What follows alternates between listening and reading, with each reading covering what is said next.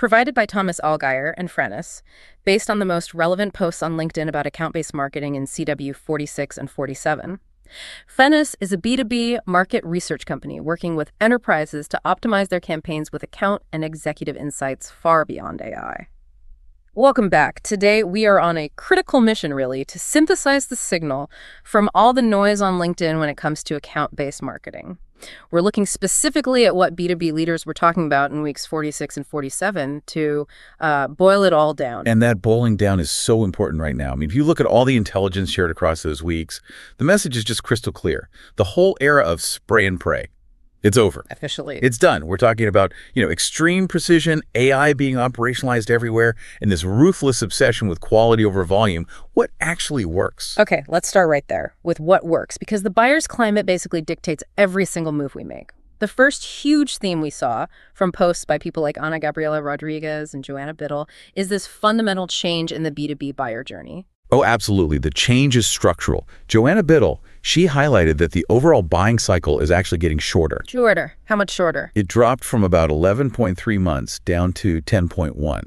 So buyers are consolidating their research, and they're doing it way faster. That speed is one thing, but when they actually decide to talk to a seller, that's the really critical part, right? That's it. Buyers are now reaching out when they're only about 61% of the way through their process. Yeah. Now, that might sound good, like great early engagement. Right. But when you connect that data to what Sarah Patrick and Caitlin Bailey were saying, the picture gets a lot starker. So what's the stark picture? Well, the data is just brutal. 95% of the eventual winners in any deal, they are on what's called the day one shortlist. 95%. And once that list is set, nearly 8 out of 10 just buy from their number one choice. Wow. So what you're saying is, if your brand isn't shaping their thinking before they even have their first formal meeting, you're basically competing for the leftover 5%.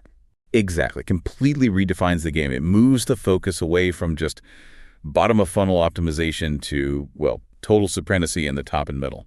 Which is why, as Lissy Hackman pointed out, ABM isn't some side experiment anymore. No, it's the core growth motion. Is how you get on that shortlist in the first place. This has to force a huge organizational shift. We saw so much chatter about ABM itself needing to evolve. People are even questioning the name account-based marketing. That's the big debate. Jeremy Grandillon made a great point that the model is shifting from being just account-based to being person-first, but unified with the account. Okay. But the louder conversation, the one championed by people like Megan McParland, is that ABM is dead, and the future is account-based experience, ABX. Okay, wait.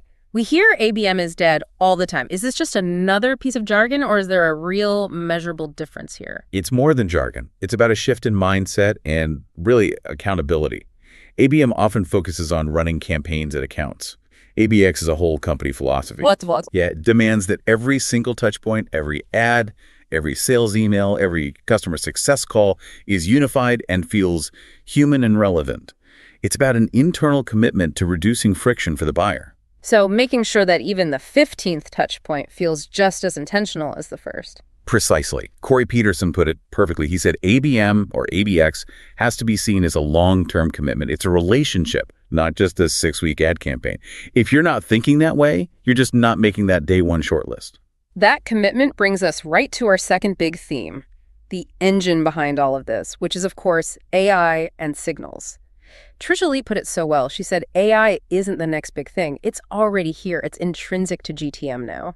And we're not just talking about using ChatGPT for headlines. This is about deep intelligence. We saw some really concrete data from an Inflection Group study shared by Megan Hoyer and Dorothea Gosling on why companies are adopting AI for ABM. So what are the actual drivers? What's pushing them? The number one reason for 71% of companies is the need for real account insights. You can't get on that short list without knowing what's happening in the dark funnel. Makes sense. What's number two? Number two, at 61%, is hyper-personalization at scale. Delivering relevant messages to individuals without having 100 people manually writing emails. And I'm guessing the third one is about efficiency. You got it. At 59%, it's about scaling strategic impact without just hiring more people. AI is a force multiplier for the strategist, not just an automation tool. And that leads to this necessary mindset change. I love Jessica Campo's observation that AI is the engine, not the driver. Yes, and the engine needs fuel. Trisha Lee called that fuel signals. Quality, actionable signals are the new operating system for go-to-market. Right, because if the signals are garbage. Your AI output is garbage. It's that simple. Teams have to get granular about what actually indicates intent. Rachel Bryant gave a fantastic breakdown of the signals that matter most. The one that really jumped out to me was anonymous website traffic by account. Why is that so critical? It's all about the 70% rule. Over 70% of your buyers are on your site, reading, comparing, looking at pricing. And they never fill out a form. They're invisible. Totally. So if you only track form fills, you're flying blind for most of the journey. Tracking anonymous account-level intent. That's how you light up the dark funnel. So beyond anonymous intent, what else is key? You have to track multi-person engagement. One person reading something is interesting. 4 people from the same target account reading 4 different high-intent articles in 1 week. That's a huge signal. That's a buying committee forming. Exactly. And you need to cluster the topics. Are they just learning, or are they deep into comparing features? And Scott Martini's made a great case for third-party signals. Things like job posts and news articles. Yeah, because sales reps actually trust them. A rep can see a job post for a head of digital transformation that mentions a problem your product solves. They can verify that with their own eyes. It builds so much more trust than just some black box intent score. But this creates a paradox, right? Christina Jaramillo and Eve Chen warned about this interpretation gap. This is the critical failure point right now. AI is creating more activity, more emails, more alerts, but it's not always leading to more revenue. Why not? Because teams stop short. They get the signals, but they don't do the human work of translating them into a coherent strategy. They just let the machine automate action without any intentional design. So intelligence without a human strategist is just more noise.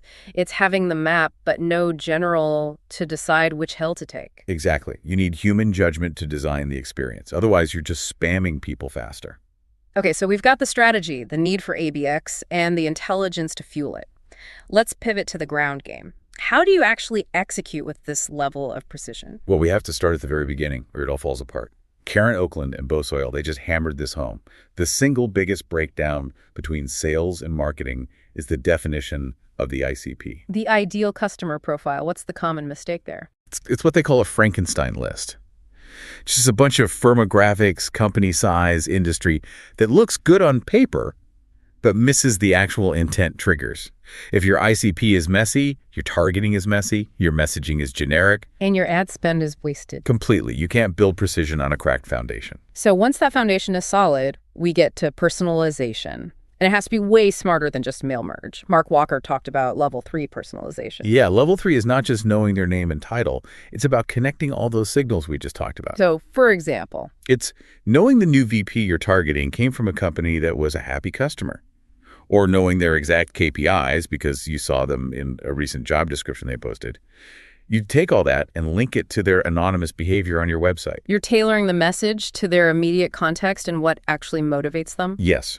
It lets you deliver an unignorable point of view. Yeah. Melinda Monaco shared examples of tailoring entire experiences by vertical, making sure every asset speaks directly to that industry's reality.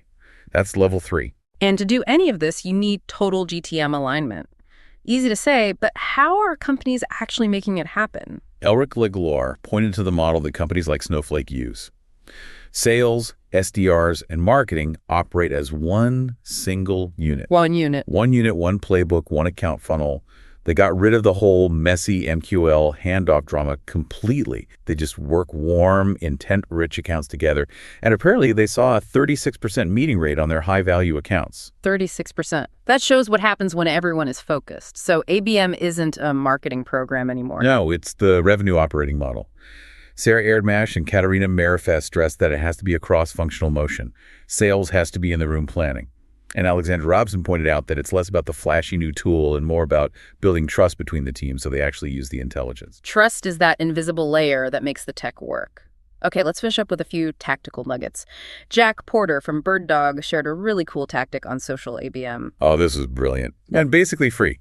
His team generated over 1,200 qualified meetings this way.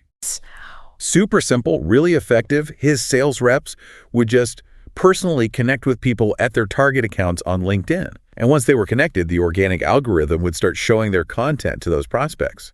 They got hyper-targeted distribution without paying for ads. That is smart. It's using relationships to bypass the expensive paid channels. It is. And speaking of paid, Debjit Sen's audit of LinkedIn ads had a crucial warning.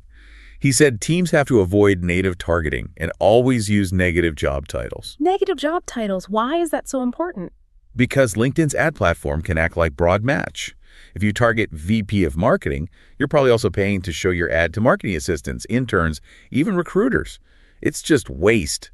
Using negative job titles to block those roles keeps your audience clean. That's the definition of precision right there. You know, it all comes back to Declan Mulkeen's point that most teams have a too much tech, not enough strategy problem.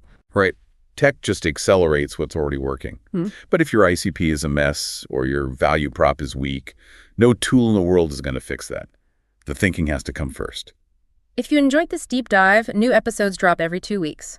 Also check out our other editions on field marketing, channel and partner marketing, AI in B2B, MarTech, go-to-market, and social selling. Thank you so much for joining us as we synthesize the current state of account-based marketing. And as you go back to your planning meetings, here's a final thought for you. If 95% of the winners are on that day one shortlist and AI is making the dark funnel bigger every day, how are you ensuring your brand is shaping the buyer's thinking before they even know they're researching? That is the real race. We'll see you next time. Subscribe and follow for more insights.